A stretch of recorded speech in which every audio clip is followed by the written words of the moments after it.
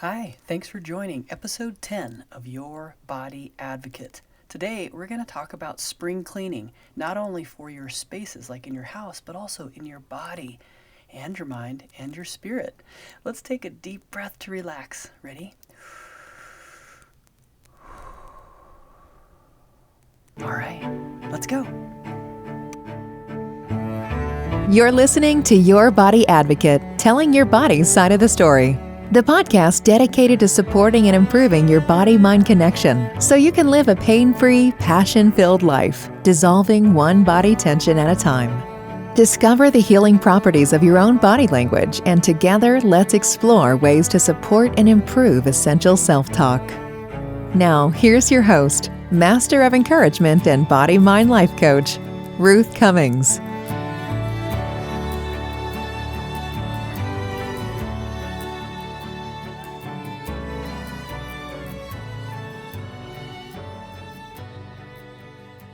Hey, thanks for joining me for this podcast on spring cleaning and cleaning things up in your life.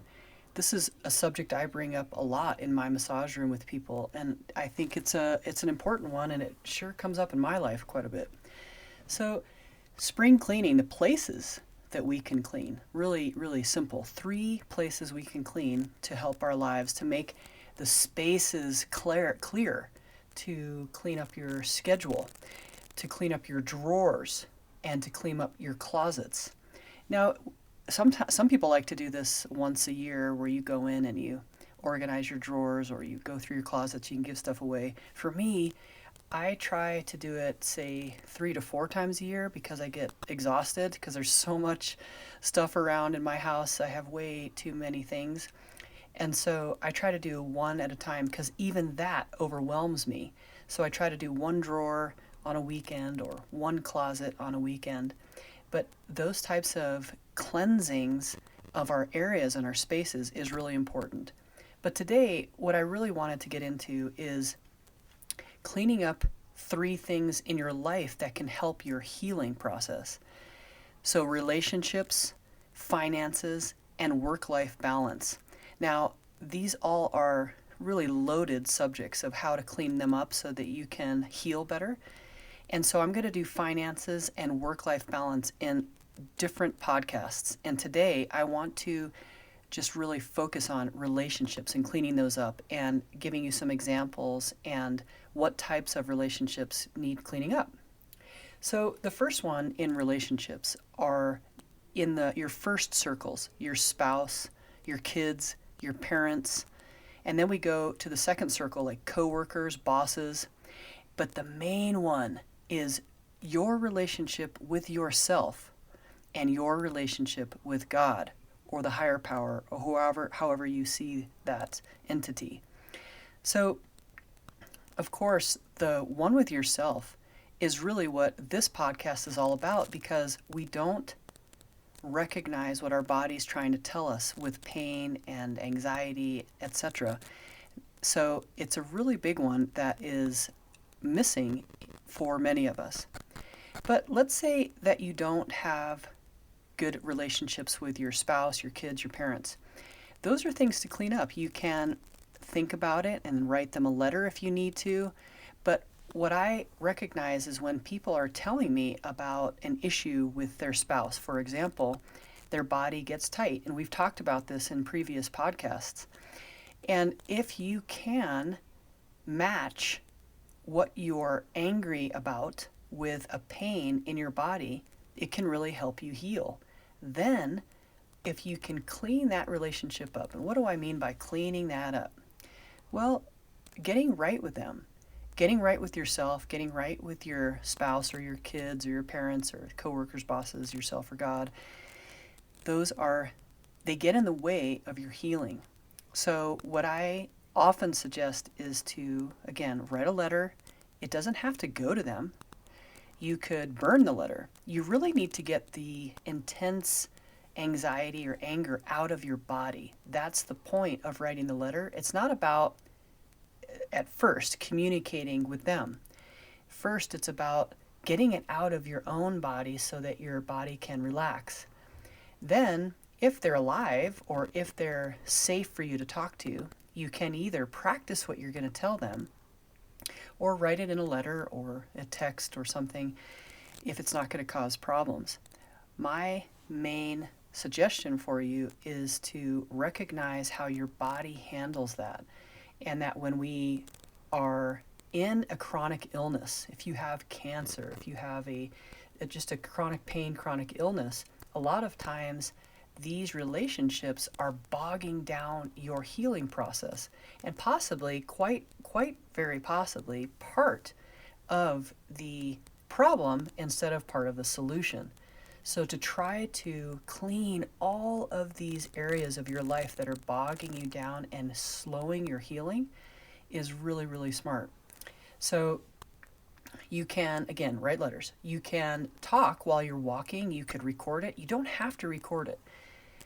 It's not for them, but to get it out of your body. You can do it with singing. You could do it with writing. You could talk to a friend about it. And if you feel like you can try to get the relationship clean and calm and get some forgiveness between the two of you, I see that helps the healing process when people do that. So I just wanted to point that out and offer that to you to turn these relationships around to support you instead of hindering your healing process. So this is the main question. What is hindering your healing, and what is creating better healing for you? Who do you feel really good around? Like when you're with somebody and you're like, wow, I feel a lot better right now. Or you're around somebody and you feel drained and you feel like you have to go take a nap, or like you have to take a shower even, like just, ugh. When you're around that type of energy, then you can logically see that your body can't heal as quickly, maybe can't heal at all, and it will almost go backwards. So the point of this podcast is to just remember how to clean up relationships around you, spring clean your relationships by noticing any that have a string. And what I mean by that string is the string of like making it hard to heal. So just cut the string. If anything is bogging you down and it's a weight on you, then I would suggest cutting it. And if anything is lifting you up and giving you more energy and you feel so excited, that is the energy you want to spend more time with. So like the spring cleaning is to find the ones that aren't doing that. The whole point is to notice your body, right? To be the advocate for your body and what relationships are good for your body and what relationships are not so good for the healing of your body. So the other flip side of that is, how are you with other people? Like, are you someone who drains someone's energy? Are you someone who picks people up or lifts them up? So that, like, to notice your own energy, I think is also important, because you can clean that up. You can notice, wow, I'm really draining, and all I do is talk about myself, and all I do is relate things to myself instead of listening, like truly listening what they need, and what my person who I'm listening to, really looking in their eye and watching them and noticing what they're saying with their body, not just with their words, and being very sincere and trying to be as compassionate as you can, and like how you'd want to be treated, right? So like to turn that around. So how clean are you in your relationships? So you could clean that up too in your spring cleaning. And back to your body advocate, right? If you are being draining, if you are being more selfish in your communication when someone's talking to you than you thought, then just make it better. You can change it immediately. And the other thing to notice, what I was saying, being your body advocate, is when you're being that way, what does that do to your body? Because if that's giving you a lot of energy, that's something to really look at and maybe even find a counselor for, because you don't want to get energy from draining other people. So that's probably a learned behavior and something that you could go talk to someone about, and you could turn that around. It's definitely something you can turn around, especially if you catch it early. Always remember that everybody is both sides, right? Everybody takes energy and everybody gives energy. And there's this balance of giving and taking that is what we're after, right? So sometimes we just take too much. We're just really needy, and sometimes we give too much, and we just we're always serving, and then we feel resentful. So there's both sides, and we want to find that balance. And your body is right in the middle of that, right? Your body does feel the drain, and your body feels the excitement, and so we want all of us, the whole team of our body, right? Our mind, our body, and everything involved, all our energy levels, to be right in the middle, to give as much as we take. So if you notice that you give too much, then think about that, and maybe even talk to somebody about that, or journal about it. Like, I'm always giving, and I don't allow people to give to me. Or are you a taker? Like, I'm always talking about myself, and I'm not really being sincere and compassionate about someone else's problems. So those are all both changeable right away, like I said before. And like the podcast we just had about finding God in your body, there's a lot of us who give too much, and then we can't even notice when someone's trying to give back to us, including from the higher power, from God, and we don't allow that in. And then that becomes a big problem, especially when we're in a situation in our lives where we really need some support. And I'm in that, like, I give too much, and it's really hard to give to me. My husband's like that. Like, he gives. He's a server. He likes to give of his time and energy. But, like, come to his birthday and you want to give him a present. Oh my gosh, that's like, it's so hard, because nothing that I suggest is something that he wants, and it's really frustrating. Now for him, he feels like he's being really nice, I don't deserve it, or, you don't need to get me anything. But I offer, you guys are out there who are like that, or girls too, but I know a lot of husbands are like this. My dad's like this as well, and so is my brother, where allow us to give you something. It's good for us to give you that, for the kids and for the people around you. We want to give you something, not mainly because you don't deserve or you do deserve, but it's nice for us to give something to you. And so there's that interesting dichotomy of, like, don't give me, I don't deserve, and wow, if I would allow someone to give me something, then they feel better. And so it's so interesting about give and take and how it affects the body. So back to the thought of spring cleaning. So first, just clean things up. And what we mean by that is, if anything's dragging on you, if a relationship is dragging on you, clean it up.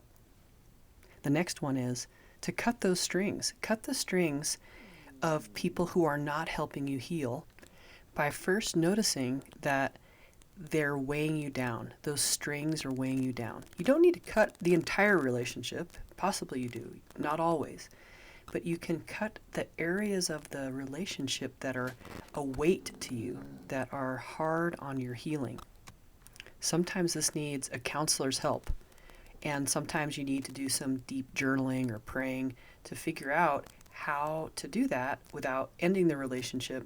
Or do you need to end the relationship and maybe get some help doing that, so that you're safe, or that you don't cause problems with the rest of the family or some other friend groups or a coworker, things like that. So it really takes some time to think about how it's weighing you down and how to make it better for your body. And the last thing you can do for your spring cleaning of your body is to check your own strings. How are you with energy around your best friends, your family, your spouse, your kids? Are you a giver or are you a taker? And if you're doing more giving, then change it to do a little bit more taking. Be able to receive. Or if you're a taker sometimes more than you're a giver, then just balance that out. Notice what you're up to, and balancing it out is the way to fix that. So thanks, you guys, for listening today for how to do some spring cleaning in our body, and also do some in your house. You could take things to some great places around every city that needs support. Take them some extra clothes or some furniture, toys, dog toys, old blankets for dogs and other animals. All kinds of stuff is needed in our society. So go do some spring cleaning. Thank you so much for listening today, and I will see you at our next podcast. Bye-bye.